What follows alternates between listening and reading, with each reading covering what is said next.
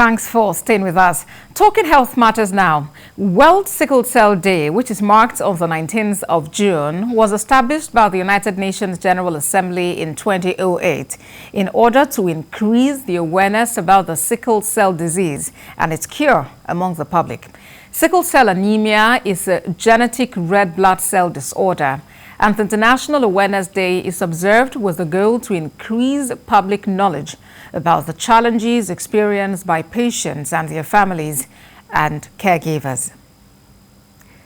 Joining me now to speak more about this is Executive Director, Bentolowin International Health Concept, Tolulope Ogunleye. Thank you for joining us on TVC News at 1. Well, over time, there have been efforts to get scientific and technological innovations to help persons living with the sickle cell disorder. How far and how well would you say humanity has fared in this regard? Well, thank you for having me. Good afternoon, everyone. Technology has really gone far.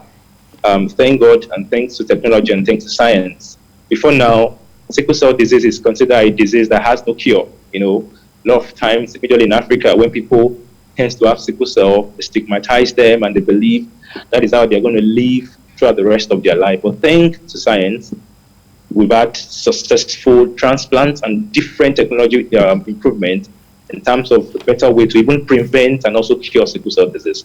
As of now, a clinical trial is going on, being funded by Bill Gates Foundation, where we call that one gene therapy, a case whereby a particular gene that is responsible for the cause of sickle cell disease can be altered, and we can have children. Even AS couples or AC couples can give birth to children now without sickle cell disease. And that one is undergoing clinical trials, but for particular treatment options that has undergone clinical trials and it has been proven perfectly done. We've done at least over 15 transplants here in Nigeria. We call that stem cell transplant, where we can make use of the bone marrow. Over now, a lot of people used to hear bone marrow transplant, but science has given us more options.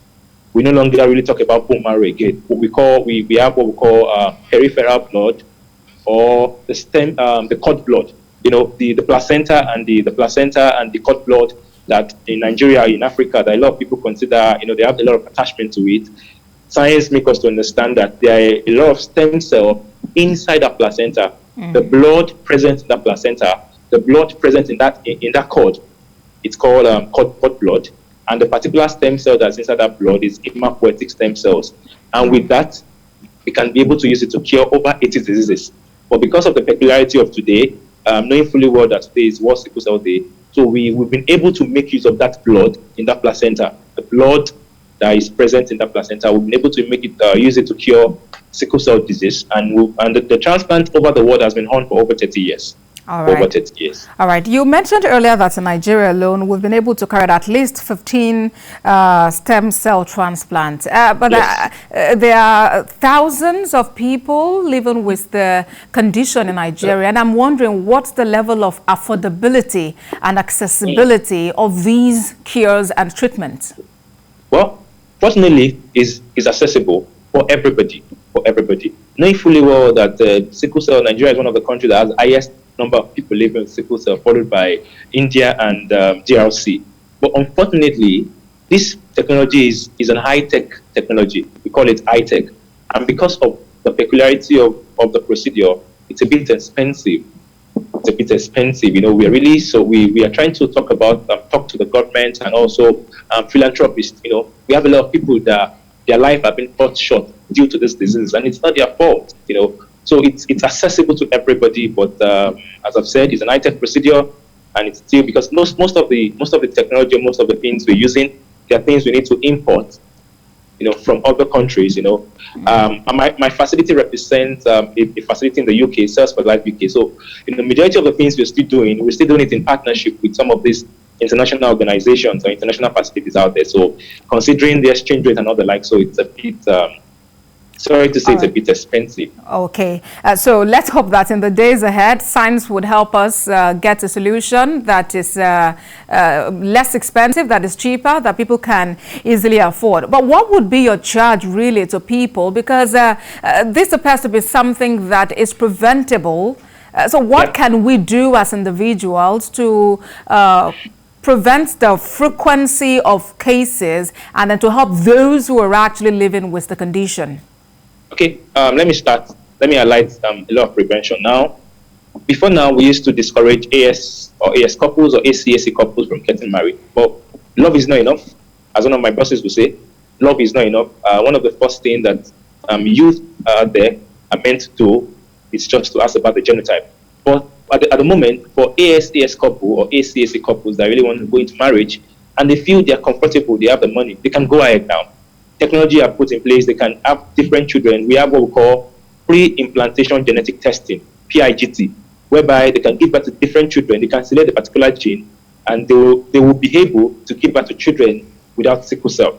Now, for parents, or sorry, for couples that they can't afford that because it's expensive. If I may button very quickly, you mentioned that if a couple, if they have money, could you peg that at a figure so we have an idea what we're talking about here? Okay, let me just say millions. I don't want to say specific figure, but let me just say millions. Please go ahead. Yeah, millions. So it's called pre-implantation genetic testing. So where AS couples, AC couples, they can give birth to children, they can select gene. Now that's number one. Number two, we also have what we call prenatal testing. That is whereby before now we have the traditional method. We call it traditional because it's an invasive method. A mother AS couples, after they don't need to select, they do natural selection and they give birth. Now we have a testing method whereby a trained specialist or a consultant obstetrician and gynecologist, we have to put something through the uterus, like a little pin through the uterus, and at around 20-25 weeks, we call that amniocentesis or CVS, where a particular fluid is being collected from the baby. And they do a testing, we call it karyotyping. So we do the testing, and after doing the testing, we try to test if the baby has the sickle cell disease. So if the baby has the sickle cell disease, as at now, we know that abortion is still illegal in Nigeria. So depending on what the parents want to do, at least they are aware of what they want. They are aware of the baby they are carrying. So now we have another one that is non-invasive. This one does not go through the stress of piercing or anything. It's just from the mother's blood. As early as 10 weeks, the mother's blood is being collected. We call some things cfDNA. They are called cells-free cells-free fetal DNA. We extract it from the mother's blood, and we analyze the baby's gene to know, even as that early as 10 weeks, we can even know the sex of the baby. Before ultrasound scan will give us the sex. So as early as 10 weeks, we can detect the sex of the baby, and we can also detect other abnormalities, other chromosomal or genetic abnormalities that is in the baby's blood. As I've said earlier, and I'll still state it, abortion is still illegal. But the parents are aware that, okay, the baby they're going to give birth to, possibly the baby is this and that. So the last one, that it's a better way of preventing this, is for couples to make sure that they know their genotype. I think that's like the most important from the beginning, know the genotype and make a choice, because some of these options, for those who are either pro-life or pro-choice, they could have some concerns about going with some of those options. I must sincerely appreciate you, Tolulope Ogunleye, Executive Director, Bentolowin International Health Center, for joining us on TVC News at 1. Thank you very much. Thank you so much.